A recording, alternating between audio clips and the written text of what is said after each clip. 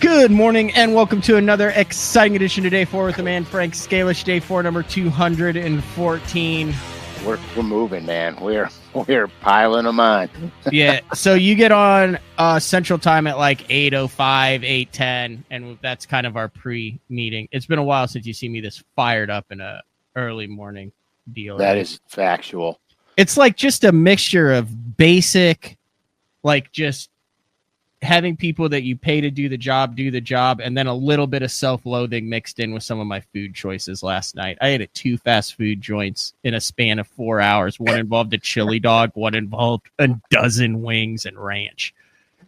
Look, man, don't be hard on yourself. I was exceptionally hard on myself. I woke up on the couch with a call from my fiance Court that says, "Are you okay?" Because I didn't call her to say goodnight, because after I ate the foot-long chili dog from Sonic, after the dozen wings from Popeyes, you had guilt in me. I passed out on the couch. I didn't have any beer in the house, so it was just an extra large cherry vanilla Dr. Pepper, which was just and I don't drink soda. God, so it was just so an gross. inundation. I felt like a slug. I passed out watching the European Carp Tournament channel that I discovered yesterday. I watched it for probably 7 hours. Frank, you ever seen that? No, I've seen them fish for the carp, but Dude, I've never watched a carp tournament. There's like a Frank SCALISH of that world. They have these things called like runs, and there's this guy who's like a 3-time world champ, and it's like it is a 2.5 hour video on how he chums his run. They do that. It's unbelievable. Here, the coolest thing I ever did carp fishing. Okay, because I fish for them. I fly fish for them in the rivers, and I started doing it because I was practicing for when I would go red fishing in Florida. So I was practicing with the fly rod on the carp because they eat crustaceans too. So, I would throw crayfish imitators and stone flies at them. And it's pretty cool. It's pretty fun, actually. I was trying to be like, what can I glean from this? Because they're a 10 out of 10 as far as information, video quality, like what they do. Like it literally like captivated me. And I am watching some dude in England on a 30-minute dissertation on micro pellets for F1s. I don't know what the hell those are. It's some sort of carp that they fish for in their matches. Isn't that cool? It's very cool. They have this thing called match fishing too, where they don't fish for big fish. They fish for these little tiny things, and their hooks are like size 22s, and it's how many you can catch. It's really wild what they do over there. Yeah, I'm trying to pull it up here because I watched this dude had a 3.5 hour match fishing thing, and he walked through the evolution of building a swim, I guess is what it's called, which is where like you draw so it's almost like boat draw. I think you draw your section, your peg, and then that's where you set up. So like the guy never stood up. Like you can't, like you have it's like a little box, and it's like the field, just like they have soccer fields or football fields. That's your peg that you draw, and that's where you have and then everyone else is around the lake on their pegs. And then you start building your swim based on your chum and baits. It's fascinating. That's pretty cool. So they got to use wind direction and current and everything for their chum lines. Yeah, I need to pull this up. I want to Matt Godfrey Silverfish Final. Pull it up, dude. You sparked my curiosity. So you're looking at this going, is this like the most boring thing in history? And then all of a sudden you realize you've been watching this guy chum his swim for 2 hours and you're in the mood for some wings and a chili dog. And so you go out and then you get guilt fever after it's Yeah. all I over. just been so good. Like I don't eat that. Like I You don't save money by doing steak and chicken and stuff. I grill like 5 times a week. So it was, Matt, you don't eat garbage food, so one day ain't gonna kill you. I got Might you. make you feel like shit, but it Listen, won't kill if these guys find her, if they're, well, sure, I didn't even know any of this existed. So I don't think I'm not going to put any audio in on this, but like, so here at the beginning, and if they have a problem with this, like contact, there they are. There's the entry fee. Here he is. There's the lake. He's going to draw for he's talking about, he's like, oh, hey, we're at pre-tournament meeting, signing up, paying the entry fee. He's pumped. There he is. He draws his swim. He gets swim numbers, or peg, gets peg number 5, and then watch him go to work here. This is like I'm like, so at this point, Frank, I'm thinking, well, my God, how much does he spend in bait? And then I realize, oh, we bass fish tournaments. It can't be. Right on. So literally like you do on day 4, like, look at this. This is 2 hours long. Like you do on day 4, this guy goes through building look at this stuff, building his swim based on how he's going to bait in the fish. That's excellent, man. Watch as he gets into it. This stuff is absolutely wild. So it's like really well done. So silvers are smaller carp. Yeah. So they have like, no, they're like brim. So you see that right there? Yeah. So that on the end is a chum bucket. I don't know what they call it, but you pack that with the bait and then you can put it out exactly where you want to. And there's a very specific technique with which you roll that over so the bait falls in a pile, and then you can put your boilie or whatever the hell you're fishing directly on your pile. Good Lord. So there he catches one, boom, into the basket. And he actually like over baits his swim a little bit where it really kind of hurts him in the last portion of it. But look, I mean, this dude is like, it is nasty out. And this dude, so he goes through all of it. He starts mixing more stuff. Like, I mean, he's got tons of stuff over here. And then when he catches, you know, he's got 3 or 4 different, there's one right there. And then at the end, he laments what he could have done differently. Look at all that stuff. That's crazy. There he is. Watch this. Whoop.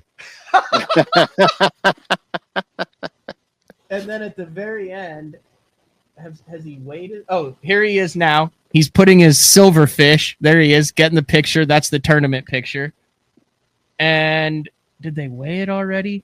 A dude comes around in like a 4Runner, and they put it on there, and he weighs it, and then they go back and they talk about how they got screwed based on which peg that they got drawn. That's pretty wild. And that has 61,000 views. Dang. Like Tackle Guru is like basically like the tactical bassing or day 4 of this carp world. And they do like all sorts of like, look, like this guy, like Andy Bennett is like the GOAT. He's like the KVD of this. Like, look at this guy's setup. Like look at how boom, look at how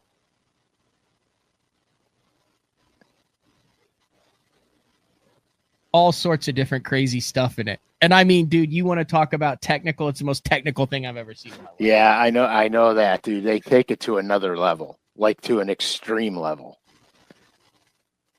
Yeah. So anyway, that's what I did last night. So I watched that, and then I woke up. I had my contacts in. My eyes were welded shut. I had to like pull them out, get the contacts in. And here we are. So, yeah. So what I did last night was I had a battle with a thing called a bold-faced hornet. Oh, I've heard of those. They're nasty bastards. So 2 years ago, I was trimming my bushes out in the front yard, and I was on a ladder because they're huge. They're really tall. So I was on a ladder, and I was trimming the bushes with the hand clippers.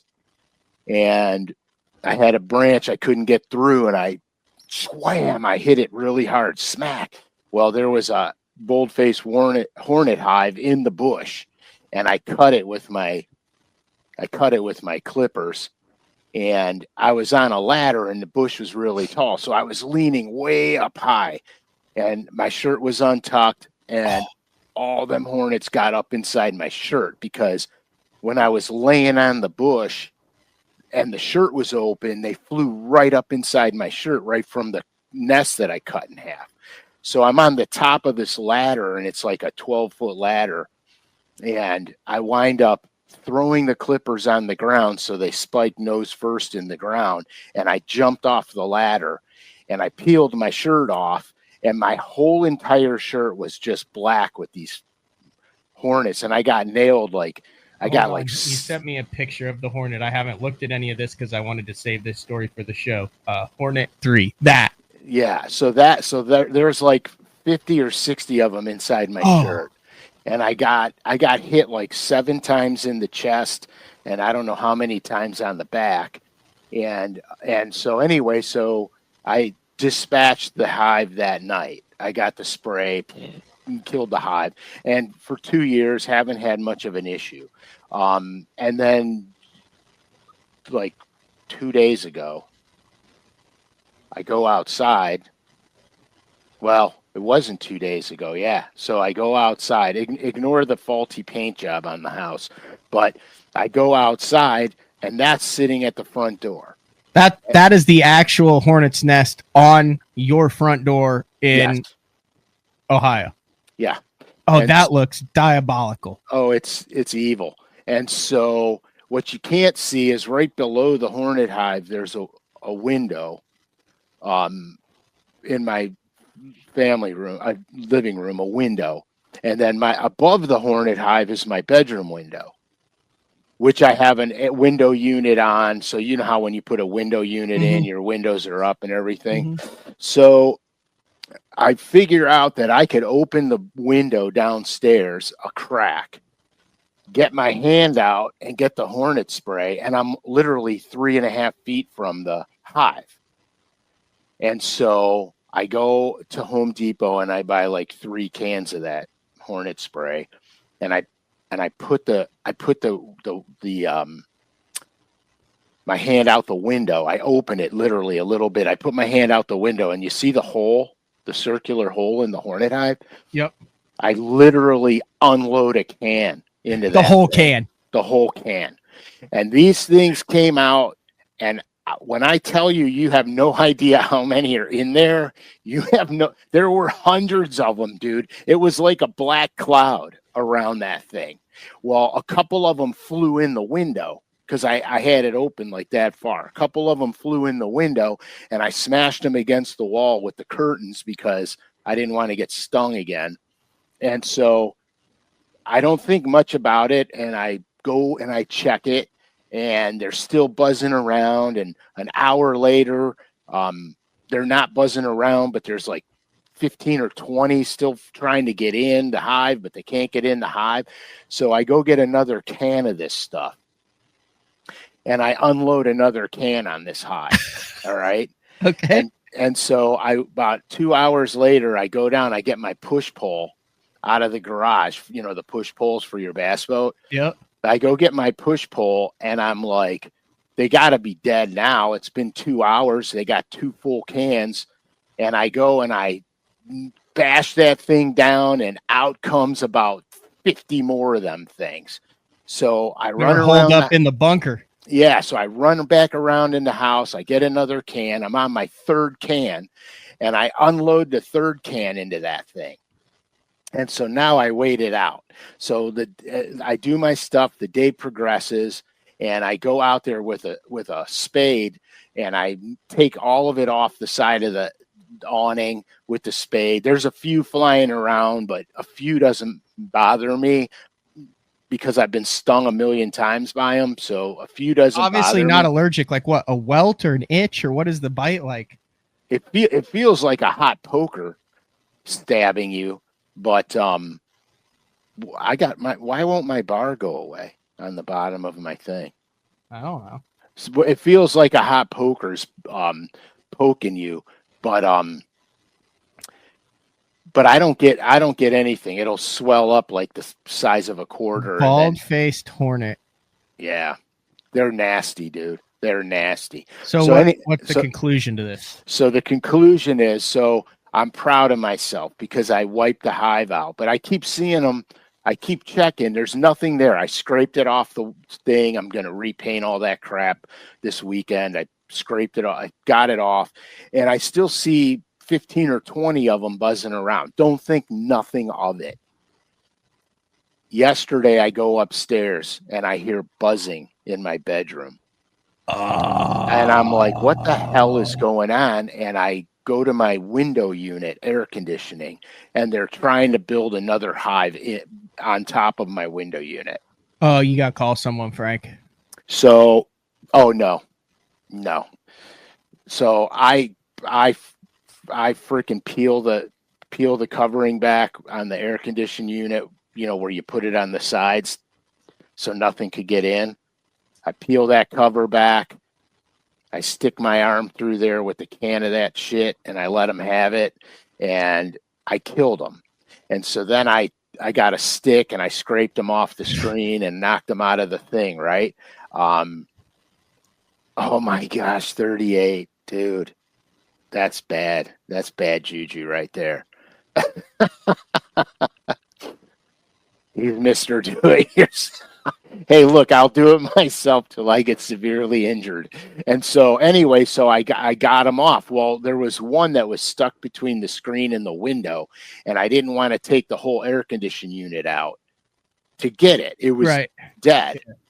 Dude, more of them came, and they tried to get that one out of the screen. Like they got between the screen and the window, and they're dragging it out. So I pulled the thing down again. I got a stick, put my hand in there, and I started smashing the ones that were alive in there. And two of them flew in my room. All right. And one of them landed on my leg, and I knocked it off and smashed it. And the other one must have got the poison on it, because it was flying around the room and then just keeled over. And so I was like, what the hell? And so dude, like now I have this, you know, it's like a horror movie, you know, the bees. I'm waiting for my whole house to be engulfed with these things.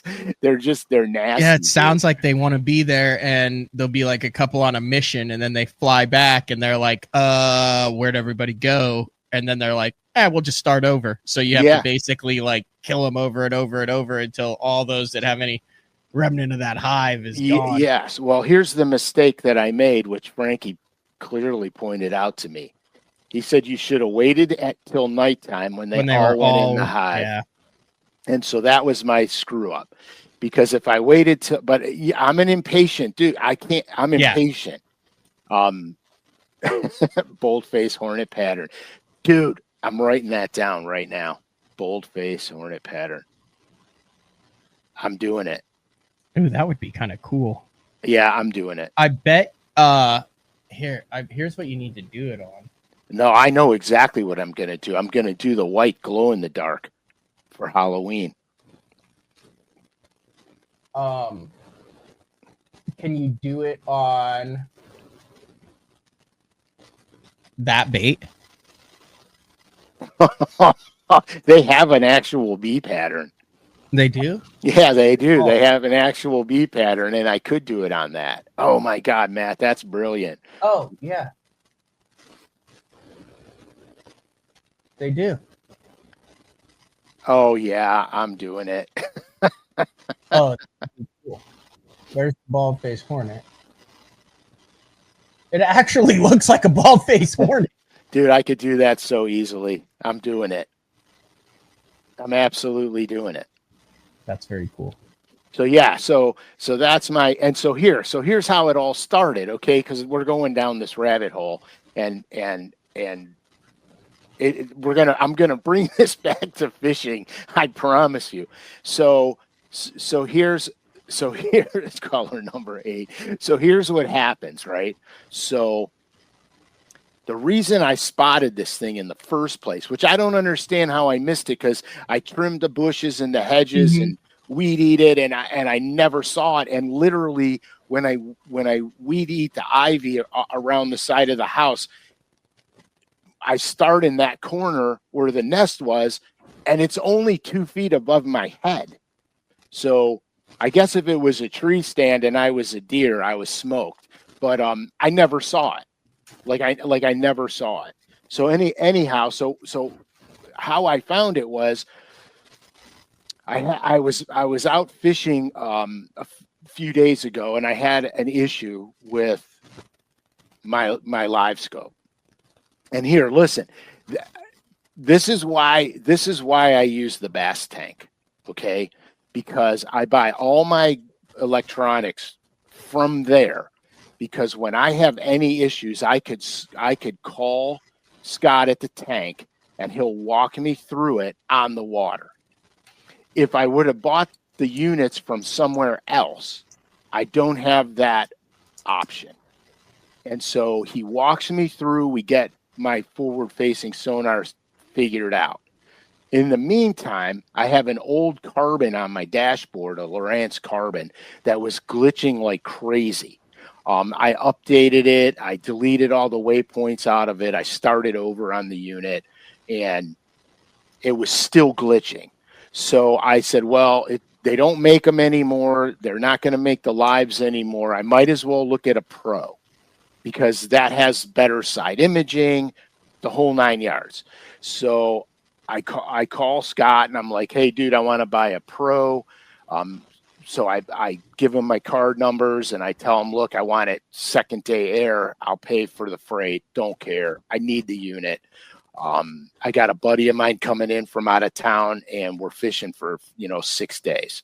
So it's supposed to be here the other day. And that's when I found this nest. Okay. So I'm like, okay, I'm going to pre-do this boat. I'm going to take all the units off the front. I'm going to replace my forward-facing sonar transducer.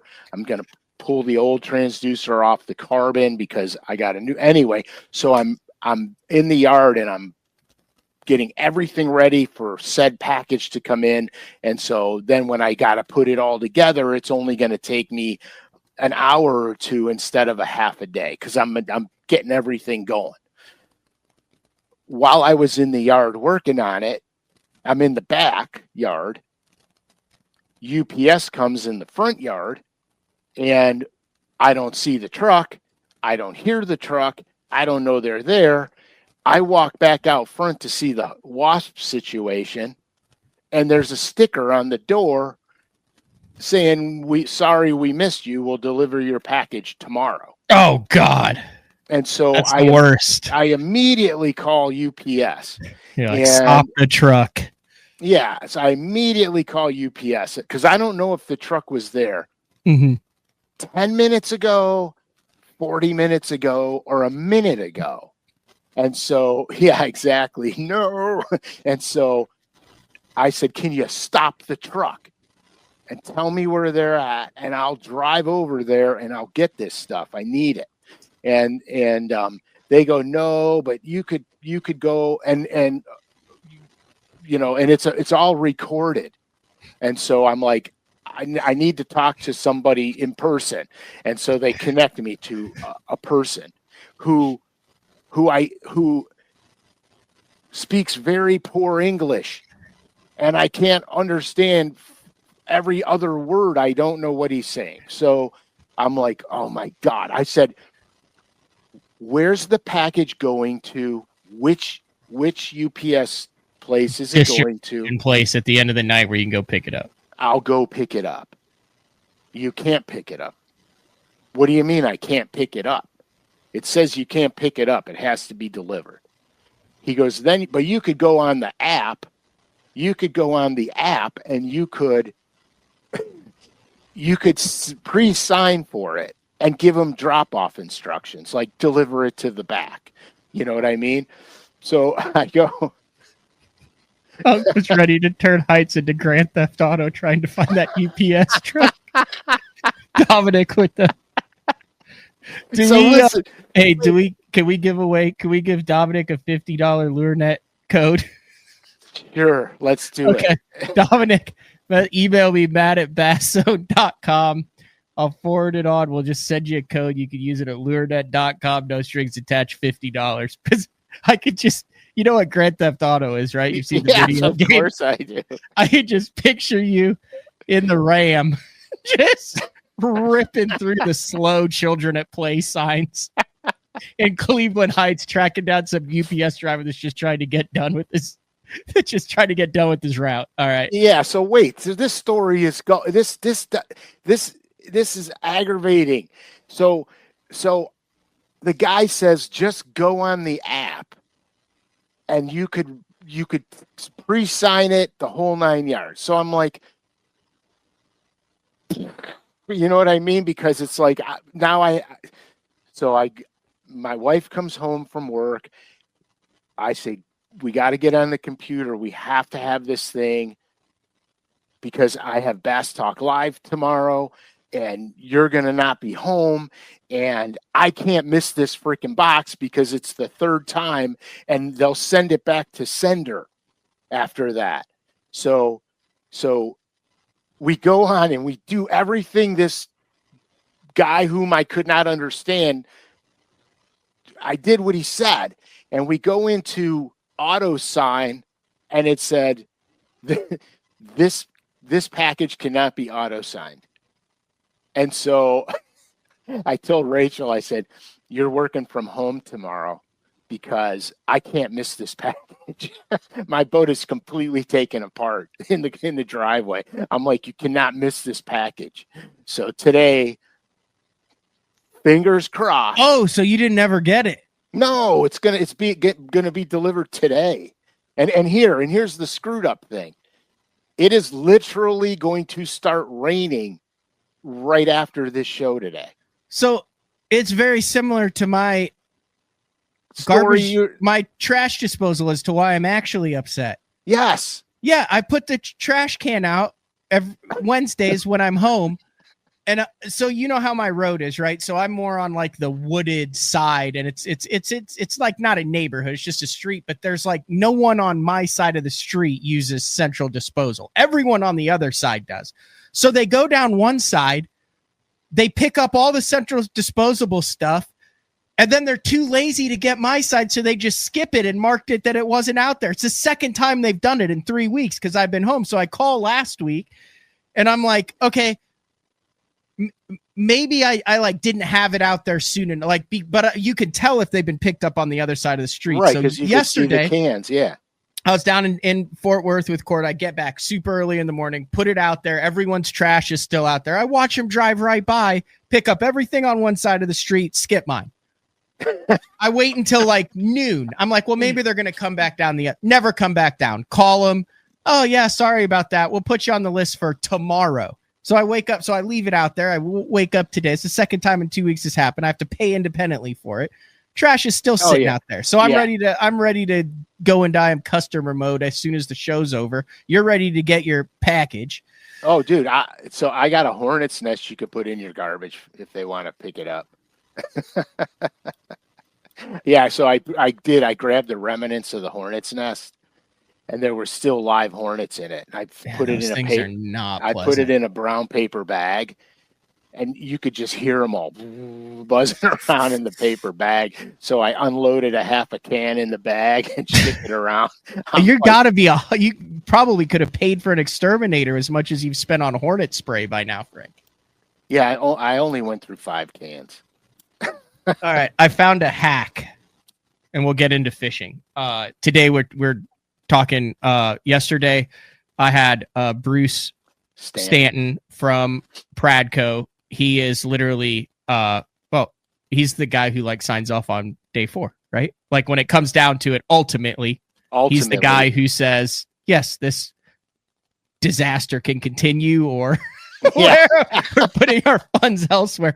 So far, so good. So I had him on yesterday. He's been the president, general manager of the fishing department since like 2002. Yeah. So a lot of acquisitions, a lot of rebranding, a lot of bringing back, a lot of keeping the traditional. Dude fishes too. Like, he's from Arkansas, so we fish some of the same stuff. I know he likes Broken Bow, some of those lakes around there, follows the tournament scene. Anyway, we talked about the Bass Fishing Hall of Fame colors that you designed that will be available on September 1st. So I went to the LureNet site, and I'll pull it up. And when I first went to it, I hadn't refreshed it. And there was some like Peach Day thing or something like that. This is a cool hack, folks. It's National Peach Day. It's not up there anymore. Oh, because it's over. Because it's over. But look at this hack. And they had like this really awesome colored boyo that was in there. Spook, which is like one of your favorites, right? The boyo, it's a mini spook. It's the same diameter as Super Spook Junior, but it's half the size. So if you go up into the search, because I just wanted to see what it was, and you type in peach, there it is right there. There you go. What in the heck? Yeah, that little boyo, it's a small bait, but it's not really a small bait. It's the same diameter as a Super Spook Junior. And I was doing a video when we first came out with those, and dude, they were crashing that thing, crashing it. Anyway, that's like a cool color that they came out with for that. That's still available if you type in. Yeah, peach. that's actually got saltwater hooks on it because the speckled trout guys love them things. Yeah, but would that not be like really good for like Clearwater smallmouth and for schooling fish and stuff? Like with the area to like target them, but then also the clear body with the sparkle. I mean, I just feel like that looks smallmouthy or Clearwater schooling fish. Yeah, and it's actually gray back that gradiates down the side, so it's silvery gray. It's transparent, but it's silvery gray. It's a pretty bait. Yeah, I'd never seen it, but it was on there, and then there you go. That's funny. So with Bruce, we went through the 5 colors. So September 1st, so 4 days from now. The Larry Nixon, the Roland Martin, the Rick Clunn, the Bill Dance, and the Bobby Murray colors. That's like $22,000, I think, $24,000 for the Bass Fishing Hall of Fame. Yeah, those are going to be dropped on LureNet exactly like all of your other signature series colors have been dropped. So September 1st on the morning, I will legitimately be logged on trying to get a set of those for the studio. Yeah, they're really cool. I got to deal with the pros that I painted them for. I did that last time too. Last year when we did KVDs and all those guys, and got to deal with them too. This year's process was, I don't want to say a little simpler, but I kind of had stuff in place already. And then like when I talked to with Larry Nixon, for example, he loved the deep little N and he loved Chili Bowl.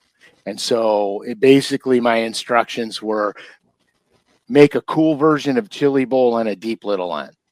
And I was like, yeah, that's super cool because the deep little N's one of my all-time favorite crankbaits.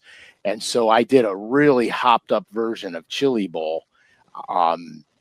And that's how I made his. Roland Martin's was kind of easy because he was kind of synonymous back in the day for throwing the spooks and stuff, and because of the Florida thing and the peacock bass now and a lot of the canals and stuff in Florida, I went right to the peacock. Dude, bass. That is one of the most badass colors I've ever seen. It's so cool. Especially with the Roland Martin signature on it. Dude, it's so cool in real life because what we don't see here is the back of the bait is a greenish gray, but it's got blue pearl on it. The side of the bait has green pearl on it. And where all the orange is on the peacock bass, it's orange with orange pearl over it. Just like a real peacock bass. Because what I did was I got 1 million photographs of peacock bass and there's several different species of peacock bass, so all their markings are not the same, but this one is more synonymous with what's found in Florida, and so that's why I chose that pattern to paint. But it was really fun to do. So I know that you one. talked to some of these guys. Like, did you actually like talk with Roland about this at all, or just like Larry and a couple of those guys? I know some of this stuff. Like, you had guys last year that were like, "No, you got to change this," or "Oh my," you were like, "Hey, what are your?" I know you talked with Kevin about the one. Yeah, Kevin, but right, and I know Kevin well, so he was easy to communicate with. Larry Nixon actually sent his feedback in via email. Yeah. Roland Martin just said, "Yeah, that's cool. Do it." Dude, you know, and that Rick Clun. Okay, so this bait here is special. So Rick Clun actually said, I said, I'm thinking about doing a real gizzard shad.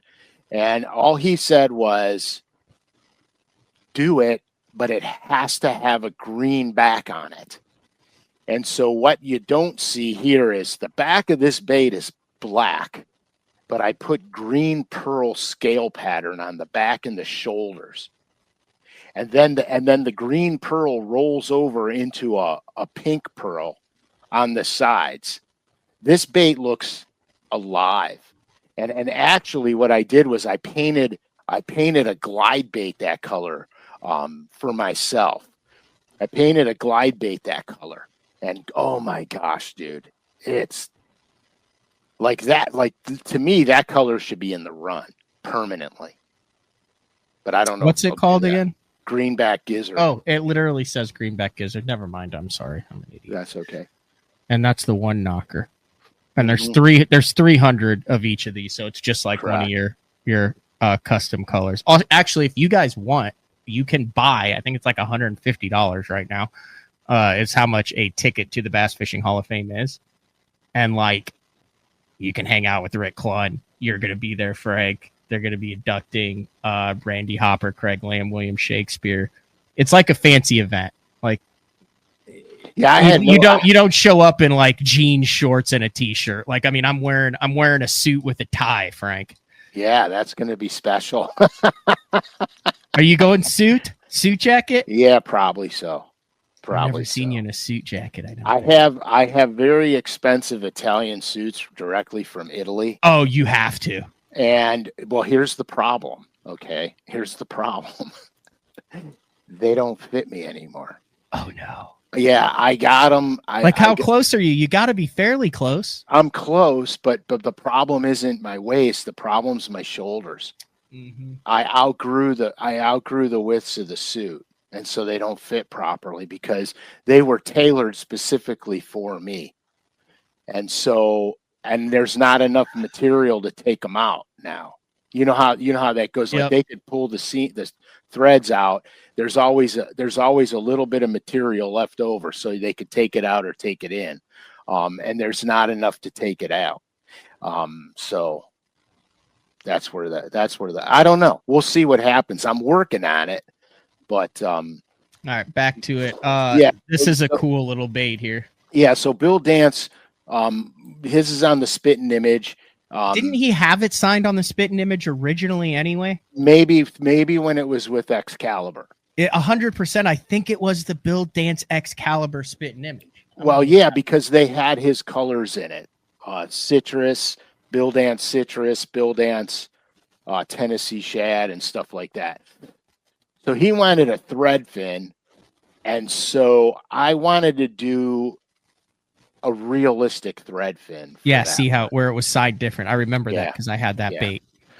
So I wanted to do a realistic thread fin. So I got a bunch of different photos, and the problem with photos of the fish out of the water is they're all sort of a little different.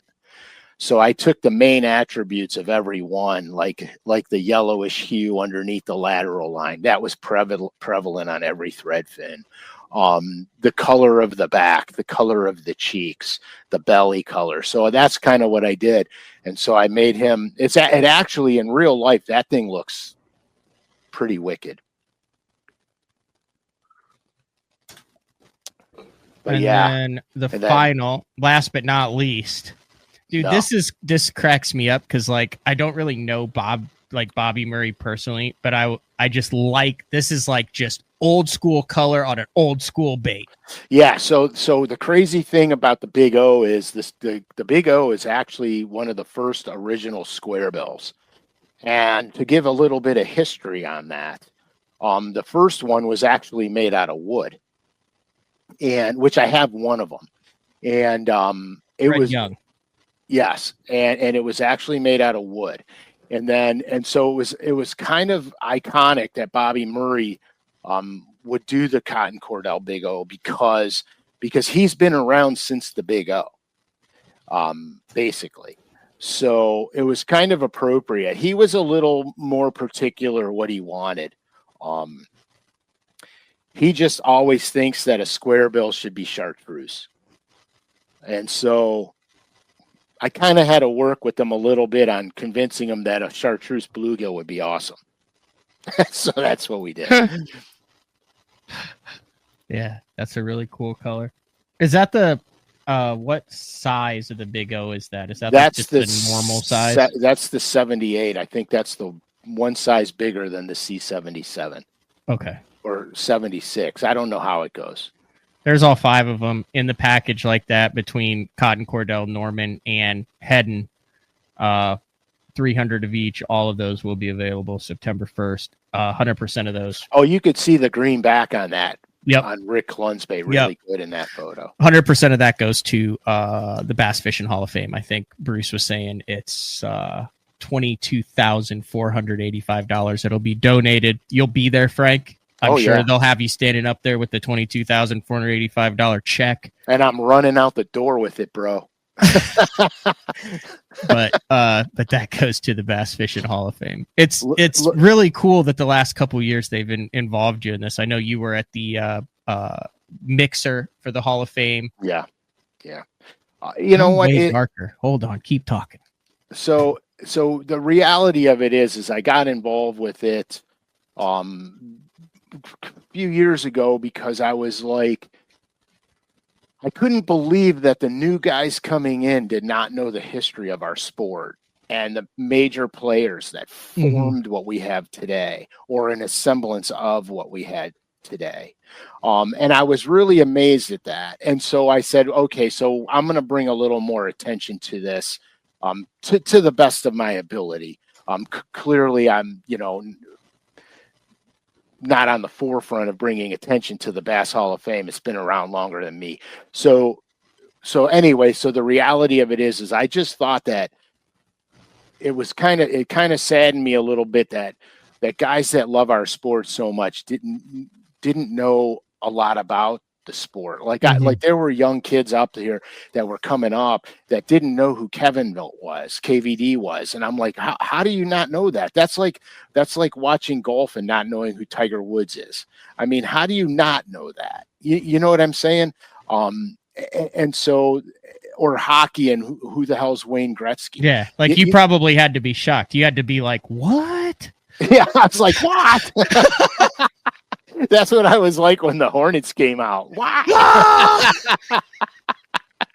Look at that head of hair, dude. Was I not I was like a quintessential Italian dude. Wait a second. So I was doing a little research. So you had that head of hair, right? Oh, yeah. And that look, and then you were wearing, oops, that's the wrong one. Why is that not showing up? Then I had a long hair. Hold on a second here. I know. There you go. Then you were wearing suits like this? Oh, yeah, dude. My suits were Those are all that I just Googled Italian suits. Yeah. Italian. How do you say it? Italian. Italian. Not Italian. Not Italian, dude. Italian. Yeah, they'll beat you and put you in an alley. I do not doubt that.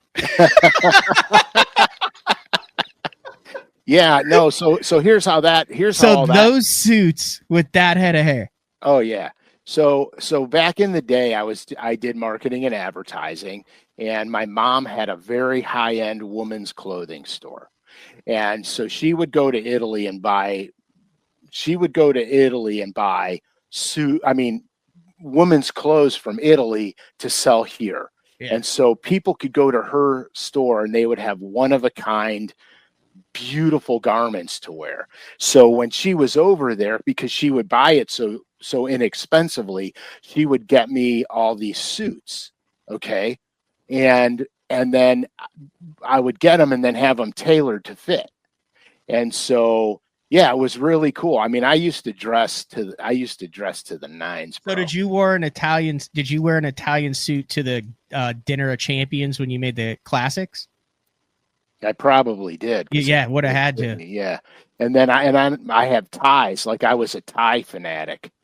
And so I have all these super high-end silk tie. Dude, yeah, man. Yeah. Those days are over. Now I spend my life in jeans, short sleeve shirts, and sandals. Yeah, well, you're an artist, Frank. You can. Yeah. You're supposed to be a little bit eccentric. Yeah, I could go to my closet and grab one out and show it to you. One of the Italian suits? Yeah. Oh, go get one. Oh, all right, hold on. Go get one. All right, Frank is on his way to get an Italian suit out of his closet that he may or may not be wearing to the Bass Fishing Hall of Fame. We got a lot of feedback going today. All right. Oh, whoa. We have a special appearance. Frank leaves and Bama jumps right up into the chair. But yeah, September 1st for all of these lures, the Larry Nixon, the Roland Martin, the Rick Clunn, the Bill Dance, and the Bobby Murray on LureNet. I think they're like $14 a piece on them. All right, Frank, let's see the Italian suit. I don't know how this is going to look, but. Oh, yeah. Yeah, look at that. With the silk tie. Oh, yeah. Look at that. That's nice, man.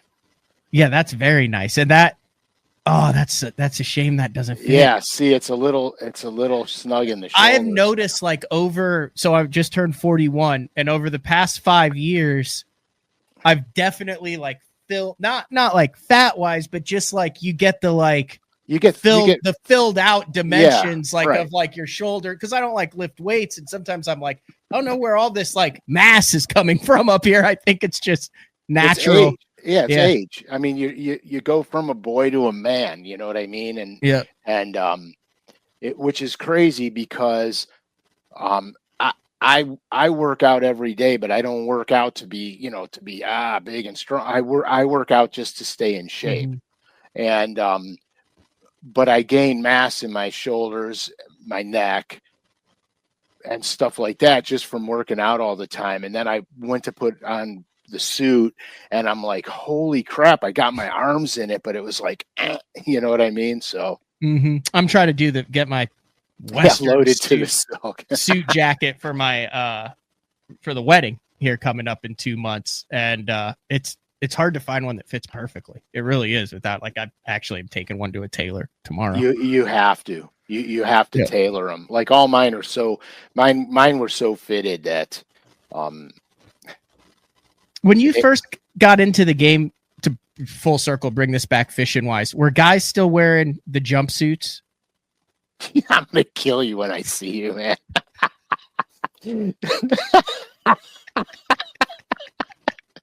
No, they did not wear them when I got into the game. However, I tried to bring it back and it failed. I remember the jumpsuits; those were so funny, man.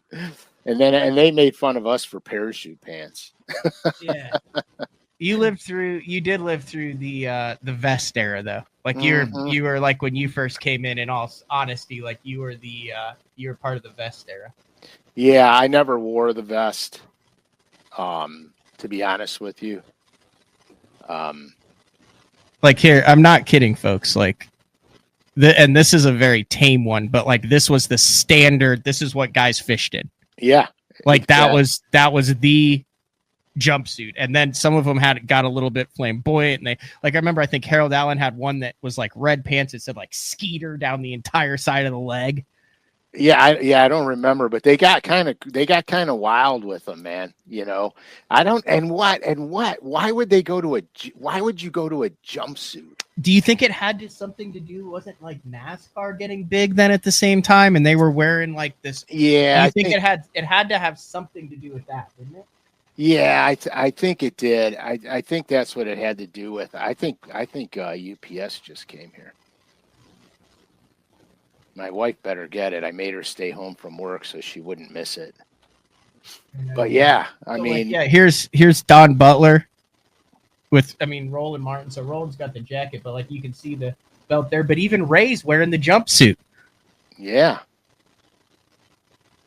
Good old Ray Scott, man alive. That's gonna bug you until you know if they are here and it was picked up, actually, isn't it? They were here. When I went to grab the suit, I saw the truck driving away. Oh, well, you're good. I just hope my wife got it. If not, we will see. Could be the last. We'll have a different show next week. Yeah. But yeah, so, and then the vest thing came in. But I like to fish, like, my favorite was when sublimation came, because then you can get the quick dry shirts. I could get them nice and big and baggy, because I didn't like tight stuff when I fished. I just feel like confined with all that. And then so the sublimation, I think, was the coolest thing. Yeah, I think that Aaron was the first one who did that. You're possibly correct. Because I didn't get sublimation until probably 3 years in. I had the collared shirt, like the button down. Mm-hmm. Oh, that's interesting. I didn't know that. So this is on Bassmaster, 50 years of angler clothing. This is a cool article. It was nice. out in 2020, and it goes through all of the. Look, there it is. There they all are. Yeah. Look at their live release system too. Back up. Interesting. Yeah. Belted jumpsuit. It was an early uniform adopted by many fishing bass tournaments, like this one in 1971. Sam Rayburn. Golly, dude. Oh, look at that. There's Don Butler with the Okie bug. Well, that's crazy. I'm pretty sure this is an Okie. This is an Okie bug right here, isn't it? Yeah. Yeah. There's Don Butler with it. And I believe Maynard, I haven't heard from Maynard in a while. I believe Maynard sent me this one. That's an OG Okie bug right there. That's from the 70s. Look at all the jumpsuits.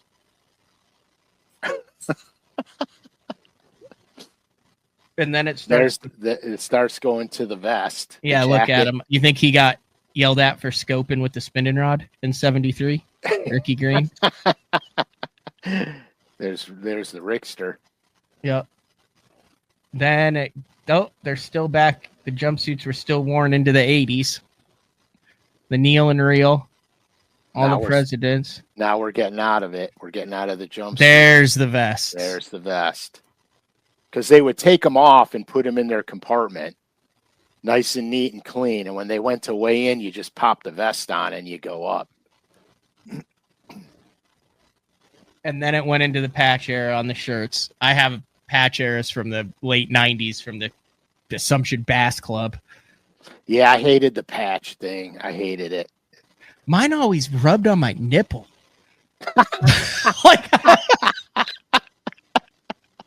I remember I had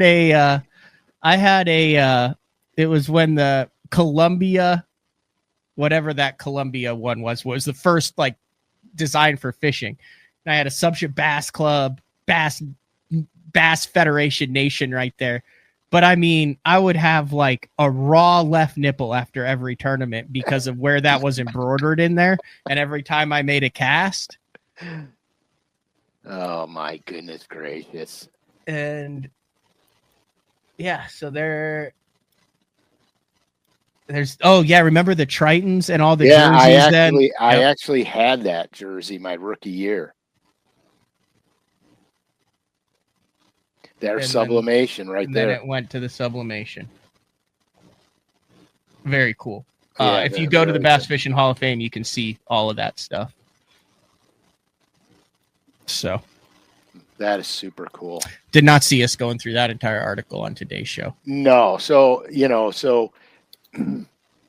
real quick, you need to talk about a thermocline and a live drain, I think. Oh yeah, we can get into that for sure. Is it too lengthy? Do you want to save it for another show? No. Are you good? Yeah, I'm fine. Yeah, no, let's dive into it. So when did I call you? Sunday? Yeah, it was 2 days ago, 3 days ago. 2 or 3 days ago. So last Friday I went with Juice to a local lake, and it's about we'll call it a 2,000 acre lake. So it's big enough that you can run around the lake, but also small enough to where you can kind of keep tabs on them, right? It's like when you got that yard that's big enough where you're not exactly sure where your dog is, but it doesn't take you long to find him. Yeah. or your yard, or you kind of know where the hornet's nest is, but yeah, I got you. So it'd been hot. This is cool because this involves a deep dive app, involves a lot of different aspects. I'm trying to think of how I'll just talk about what happened on the day. Well, let me ask you a question. So when you were out looking around, where did you find the thermocline at? Right off the bat, it was the most defined thermocline at 12 foot that I had ever seen. So drop the scope or the 2D, looking down on the 2D, anything. I mean, straight line, pure fuzz underneath it. Almost all of the fish were hovering on the thermocline. And it didn't take us long to realize that those were 10 to 12 inch crappie. Yeah, almost all the crappie were on the thermocline, which I thought was weird, but they were literally hovering on, hundreds of them all over the lake, just hovering on the thermocline. Have you seen that before? So I'm going to be an idiot right now. When you told me you were seeing the thermocline on your live scope, I almost lost my mind because I was out a few days before you told me the story, and I was on a lake and I thought it was debris matter in the water because my thermocline was also on the lake I was on, because it's a shallow lake, was also 12 feet. And I thought it was debris. And so I kept turning the game down to get rid of it. I didn't realize you could see the thermocline on forward-facing sonar, and I am such an imbecile. And I didn't put two and two together until all the fish I was catching were coming out of 8 to 10, and I didn't put it together. I just said, man, they're just never deep in this lake. And I so my bad. So go on with your story. So you like it better on that side when we're both even, right? Yeah, man. Okay. I do. I like it like that. So I was thinking back to the Frank SCALISH shows where you talk about what you want to do in that. So it was a dual. We were going to catch some crappie. We were going to catch some bass. So I had some brush piles that were in like 12 to 14 foot, right? So I go to these brush piles and I don't see, and this a lot of bait fish in this lake, a lot of bait chasers, a lot of 2 to 4 pounders in this lake, a couple big ones, but good sized bass, the kind where you're like, I don't know if I should swing it, but I'm going to on a spinning rod. So I go to the brush is in the thermocline. We catch like one fish out of it. There's not that many. So I'm thinking, okay, what I need to do is I need to find structure or cover structure that meets where the thermocline ends. Like you've always been big on that. Like if you get on the water and you know where the thermocline is, you want to find the cover that's above it, the first cover above it. Right. So I needed to look at 12 foot or less. Or if you are the bait's in 15, you need to find structure that comes up to 15 foot because then the bait will be on it. So I had that in the back of my mind. So what I ended up doing, and I was 100% scoping because I had minnows and jerk bait and stuff on the front deck. I was out with Juice. Is I started going towards shallower water because I wanted to, I wanted to get to where there would be no thermocline. And I get up in 10 foot and I look around. I'm in a part of a lake it looks like hot garbage. It's 88 degree water. The bank is a mixture of water willow and cattails. It's just a sloping, soft bottom, no hard bottom, nothing, just junk, right? Kind of just silt and rubble. And I get up to 10 feet and I'm way further back. Like I'm on just this trash flat, probably 2 football fields away from where I thought I was going to find them. And all of a sudden really tight balls of shad start showing up. And then I see one 100 foot out and it's shaped like a C, and behind it, wolf pack. Fire out, boom, 3-pounder. We fire out, 3-pounder. Stand back up, rig, another ball of bait, lots of fish underneath them. Long story short, I started, like lollipopping around to figure out where that, and there was about a football field size right where the thermocline ended, where 90% of the bait in that entire section of the lake was, and 90% of the bass were. And there were probably 10 to 15 wolf packs of 20 to 30 bass in each wolf pack. And I'm going to show a couple pictures of it just to, oh God, not to tie the show together, but I did take a picture of the chili dog from last night. Why on earth would that ever make it to your phone? Well, because I sent a picture to my buddy Greg and said I hate myself. All right. But it was so delicious. That's fair. So, I was so excited with it. I'm going to show a couple of the pictures just so you know what we're working with. So I started to see things like this. There you go. Which is the live scope, and then you see those marks underneath it. That's like a bunch of fish that are underneath the balls of bait. Dude, your live scope is good. I can see a hand down there. And then I started to see stuff. There you go. Like that. So that's bait. Oh my! And there's bass underneath it. Yep. Oh, we're showing God. Live scope. Guess we'll have to talk to Clay next week. And then, heaven forbid we show an effective way to target and catch bass. He was good today. I know. He just said I'd rather see the chili dog than the scope. But this is when I knew like it was dialed in. So 2, 4, 6, 8, 10. So those are 2-foot increments. So the bottom in here is 12. But if you notice, there is no thermocline here. And look at all those bass that are chilling. Those are all bass on the bottom, Frank. Oh my God. Dude. That are chilling below that ball of shad. And that's 12 feet deep. And I could not figure out why, when I went back, the thermocline suddenly disappeared. And those fish wanted to chase the bait from the top to the bottom. And they wouldn't do that, I would assume, because of oxygen content at the thermocline. So when they got back there, you would see them low, you would see them high, you would see them pinning the bait on the bottom. Then they would come up and bust them. And like, these are like some of the nicer fish, but like there's Juice with one, like that's a good fish, right? Yeah. Hell yeah. And well, you know why the thermocline wasn't back there. Well, no, I didn't. But after I talked with you, I did. So I'd say that was like the average size fish right there, like a 2 3/4 to 3.5 pounder. Real healthy. Those are good days, man. Real healthy. We ended up catching, I'm not exaggerating, 70 to 80.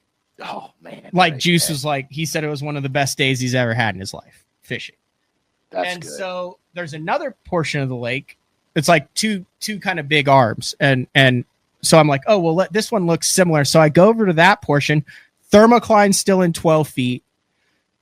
Thermocline goes up to 10 or 11. There's no really bait that's grouped together. And we catch like 2 over there in 30 minutes. And I'm like, what the hell? Like, I'm trying to pattern this. I'm trying to take the day 4 stuff. And they should be there. It's the same type of bank. It's the same thing. It's deeper out, the thermocline. But I'm like, why is there still a thermocline here? Why are there no fish? Why are the bait fish grouped up? So a couple of days later, I call and I'm like, hey, I'd totally forgotten to tell you about this because it was so cool. And this is kind of where you take over, where I had the aha moment talking with you about it. Yeah, so he was telling me about it, and I said, well, you guys had rain like 3 days before you went. He goes, yeah, we did. I said, I'll bet you dollars to a donut that the pocket you found all them fish in had a live drain in it, and the runoff water put oxygen and mixed all that water up, so there was oxygen from top to bottom inside that area where you were catching them. As it moved out to the main lake, it rethermoclined. And so you had a good, because of the live drain, you had oxygen from top to bottom and, from the surface to 12 feet. And that's why everything was packed in such a small area. So I get on the deep dive app and I wanted to check that, right? I'm good. I can show this. All right. Okay. No road names, no nothing on it. So I sent this to Frank. This is exactly what I said to Frank. This is the deep dive app. So the blue is the live drains, the water inflow feature. The red circle is where I normally catch them in the lake. And I'd circled that to say, hey, they weren't out here, Frank, but they were in the back of those pockets. Now, fishing wise, if you look at that, you can't really see the live drains or whatever. But that where those blue dots were back in there is where I was catching them, which is why you were 100% right. Because I said, let me get on the deep dive app and see. So I pull it up. I'm like, there's live drains. I said, all right, let me go to the other section of the lake where I fished and didn't catch them to see no live drain. Yeah. I mean, it was all about the oxygen content, which is crazy. So I'm looking at this, and there's like other sections of the lake that I have never even been in that have multiple live drains on flat, crap-looking water. And it occurred to me, we could have gone, back there. Those fish have never gotten any pressure. The reason we weren't seeing any in large amounts of areas is because they were concentrated with the most bait and the most oxygen, and they were the happiest and the healthiest. Yep. And I missed them probably by 1,000 yards, catching another 80 in 2 hours in the other drain. Yeah. Oh yeah. 100%. It was so cool though.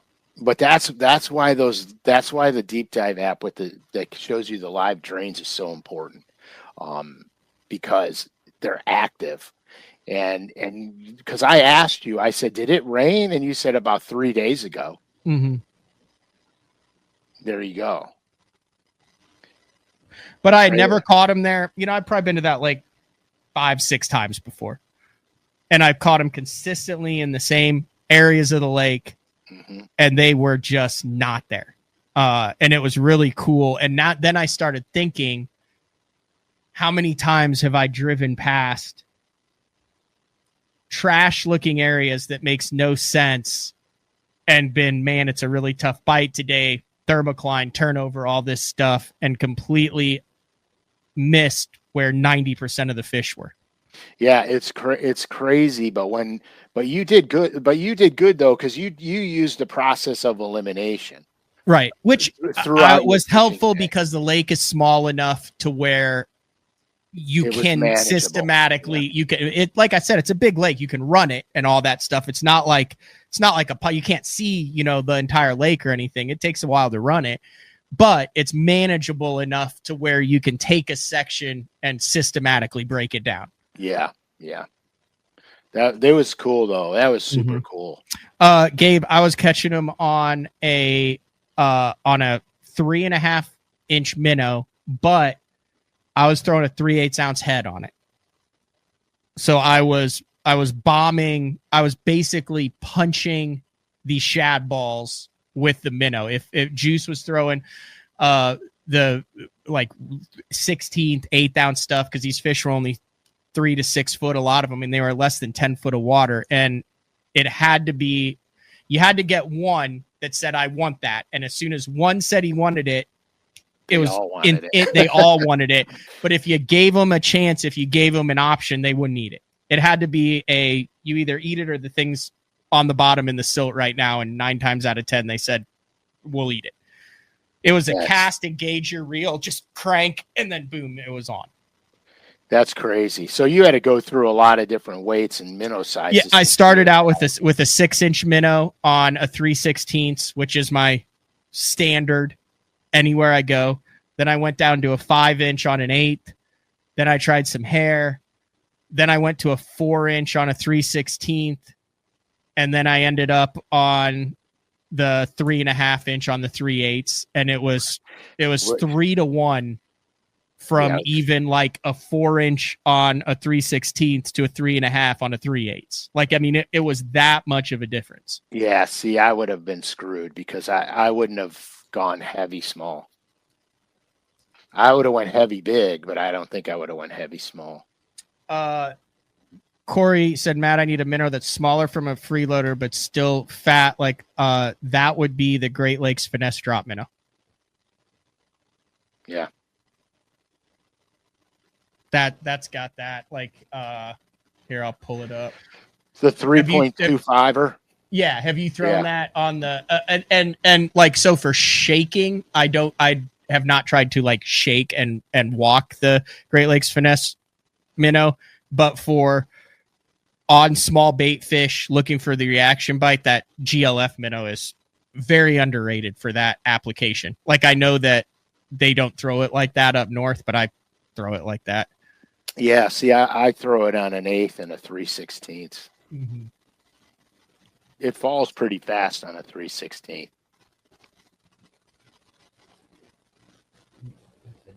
But yeah, that's wild, dude. I don't think I would have made that 3/8 to 3.5 inch bait change. I don't think I would have done See that. That's perfect.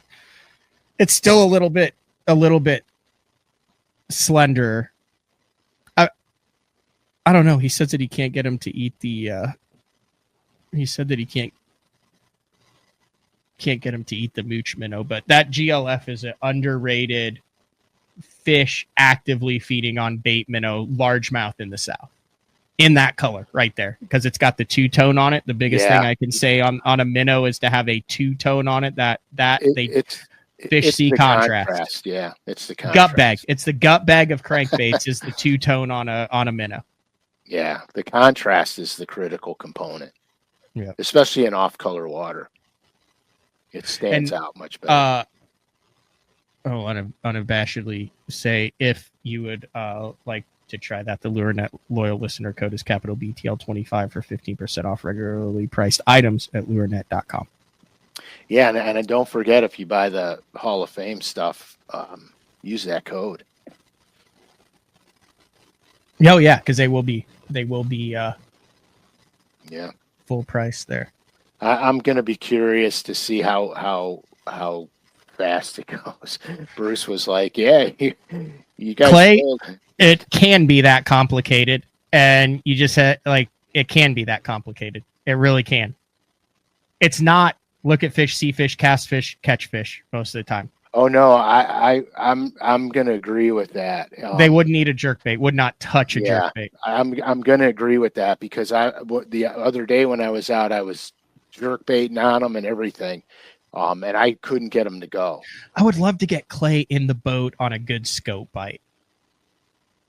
I think he would have potentially an identity crisis. No, I think it would not make it look as. He would understand that there's a million nuances to it. It's not just one thing. I don't think Clay realizes that I'm 7 years into the AAA stuff between Toyotas and Opens, and I've been one fish away for the 3 and 4 years that I fished without live scope and forward facing sonar. I mean, go back and look at my stats. I've not tooted my own horn since it's come out, since it's been dominant. I'm over 40. I use it a lot.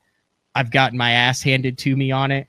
Like, I obviously grew up fishing without it. Like a lot of those fish that I just caught in Minnesota, I wasn't scoping on it. Like, I am not a scoper. I'm just, I mean, when I go out, I like to, I don't know. How do you explain that, Frank? Well, I'll explain it real easy. When my forward facing sonar unit went out on me the other day, I was freaking the hell out, and I wasn't scoping. I was freaking out because it's such a tool that you incorporate into your fishing. It's so much part of my conventional fishing knowledge because I use it to see what I'm fishing, not necessarily to see the fish I'm catching. And when it went out on me, I felt blind. Even though my entire life I fished off of 2D sonar, I had gotten so used to seeing the rock pile, seeing the grass edge, seeing the individual stumps. And I got so used to being able to cast my crankbait and hit a stump in 12 feet of water on the first or second cast rather than making 15 casts to find the stump. I got so used to that when the transducer went out, like I was like, oh my God, what am I going to do? And then I'm like, oh, I'll just blind fish like I always used to do. But the reality of it is that it's just part of technology and people use it differently. Like I am nowhere near a pure scoper. Like the only closest I get to doing that is crappie fishing, to be honest with you. I bass fish conventionally 99.9% of the time. And if I see a fish on live scope, then I can catch it. I've done that a million times, but I'm conventionally fishing. And so that's kind of like I was talking to Frankie the other day when my carbon went out on me. I'm like, I should just pull the 12 off the front and put it on the dash and get a little 10-inch because all I use it for is a map. And a small sliver of 2D sonar, just so I can make sure that I'm on the right break lines when I'm following things around. But, like, I mean, what I was doing with juicer, pure scope, like 0% chance I catch those fish or even know those fish are there, or I'm fishing in that area without forward-facing sonar. Like that is a pure forward-facing sonar bite. And I love the hell out of it. Yeah, and see, and I haven't come across that yet. But I haven't really. Dude, I had one. So like you could tell it was very interesting. Like the schools would school up based on size, which you wouldn't think like when there's all this stuff going on, but like there would be like 10 to 12 and you'd look and be like, okay, those are all 3+ pounders. Whereas you could tell there were others that had, a lot of 1.5 pound, 2 pounders in it. So I get out and I hook one out of like the big group, right? And I'm reeling it in, and you can watch them. It's like lemmings. You can watch them all follow the one that's hooked. Yeah, and I'm like burning it back in, right? So I get this one on top, and I catch like the smallest out of the group. It's like 1.5 pound fish. It's got the minnow sticking out of the corner of his mouth. I can see it all, 2 foot, 3 foot visibility. So I'm reeling it in like that, and behind it, I see boils, and I'm like, oh my gosh, cast behind my fish, cast behind my fish, cast behind my fish. And as that fish comes to the side of the boat, we never caught one over 4 3/4. 4 3/4 was our biggest fish. Like a 6 pounder comes out of that school and just engulfs that 1.5 pound half of his body. Like, so my fish is here and then the big fish, like right next to the boat. So I'm like holding it there. And I mean, all this happens in 5 seconds, right? But I mean, they're like that. Like, here's the little fish with my bait, big fish, just holding it, just sitting there going like that at the side of the boat. And I'm going, oh my gosh, look at that, look at that, look at that. And Juice is like, I see it, I see it, I see it. He's got a backlash. He's trying to get his minnow down there. And then there's like 3 and 4 pounders underneath it, just snaking everywhere that you're visually seeing. I mean, it was Shark Week National Geographic chaos for that 10 seconds. But like that whole school, I caught the smallest. Every single one of those fish at that school was bigger than any of the fish we ended up catching. They were all 4 to 6 pounders, like 4.5 to 6 pounders. But like that was the only time we saw them, never saw them again, and never got one of them to bite out of it. DD22 on 17-pound line and a glide bait. But they're moving so fast. That's why you have the 3/8 and they're keyed on that little stuff. That's crazy, man. I would have never gone to that small minnow and that heavyweight. You got to think of it like a plug, Frank. You got to think of it like you're not just going to go out and have 8 DD22s tied on your front deck. You have to think of it like the other stuff you've done with day 4. Right. I got to break it down. I have to break it down better. It's like it's like a jigging spoon. Drop fast, crank up, drop fast, crack up. You get a reaction bite out of it. I gotta change my mentality on this minnow thing. Think of it like Hey, I'm a work in crankbaits. progress. No, I know.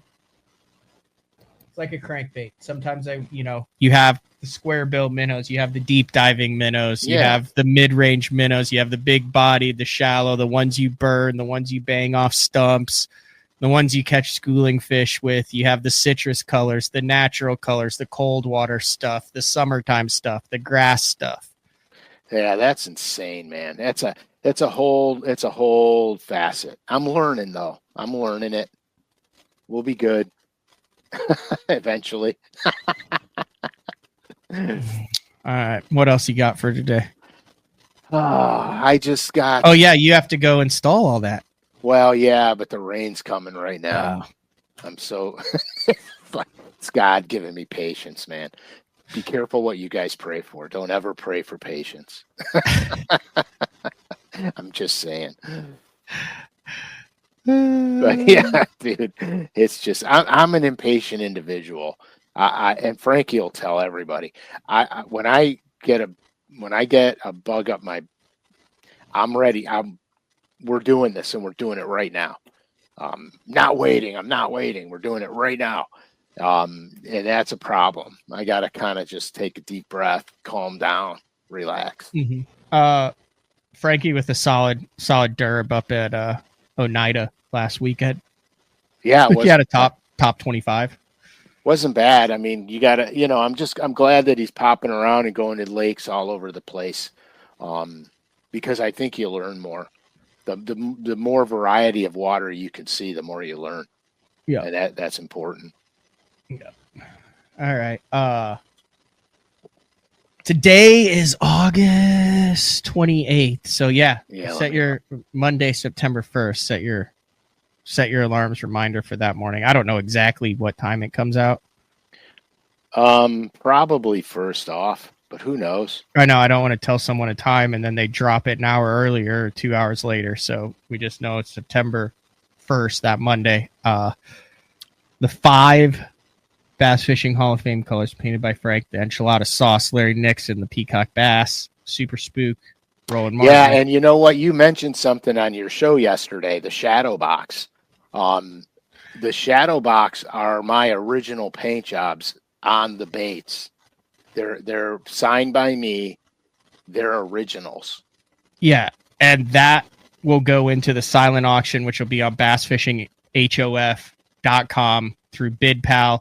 The winner gets that and a guest spot on BTL. Yeah, so I'm going to talk about that shadow box for 2 seconds, and then we could go.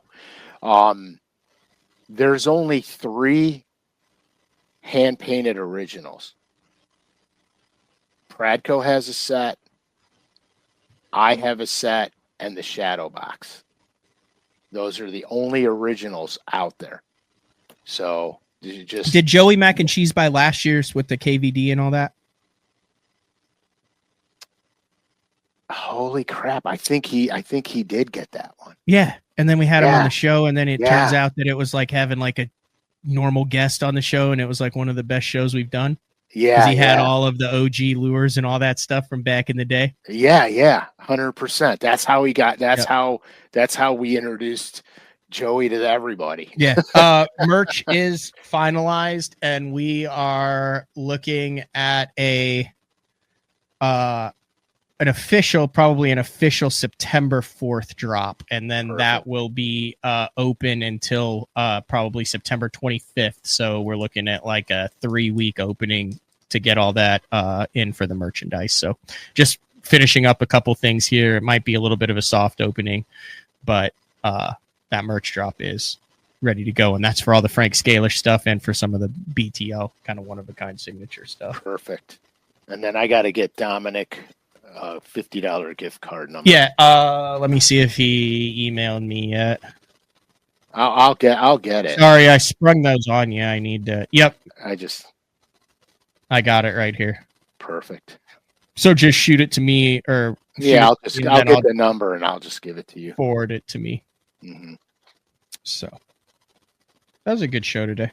It was fun. We kind of went off the beaten path with the bold-faced hornet, but no, you I know, thought that was fantastic. I mean, draw it back in. I expect any week now you come back and there's going to be like a bold-faced hornet pattern and the Yeah. rebel bee.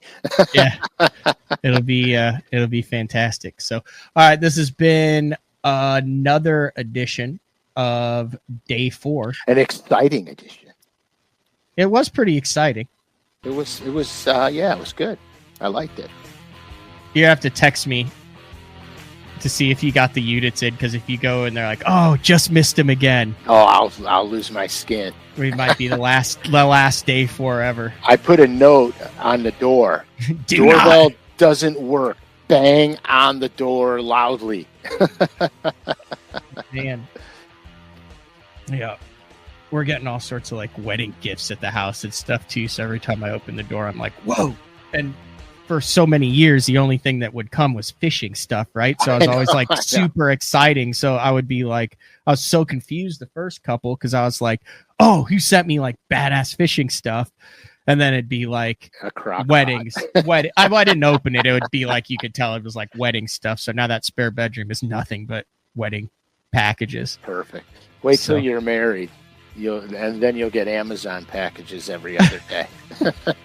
All right. This has been another edition of Day 4 with the man Frank Scalish. Same time, same place next week. We'll talk to everyone then. See ya. Adios.